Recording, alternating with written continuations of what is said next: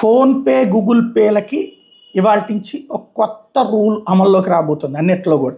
PhonePe, Google pay, Paytm వంటి UPI యాప్స్‌లో ఇవాళ నుంచి ఈ కొత్త రూల్ ఏంటంటే యూజర్లు రోజుకి 50 సార్లు మాత్రం బ్యాలెన్స్ చెక్ చేసుకోవచ్చు. అసలు అన్ని సార్లు మనం ఎందుకు చెక్ చేసుకుంటాం? కొంతమంది చేసుకుంటుంటారు వ్యాపారస్తులు. ప్రతి ట్రాన్సాక్షన్ తర్వాత బ్యాలెన్స్ కనిపిస్తుంది.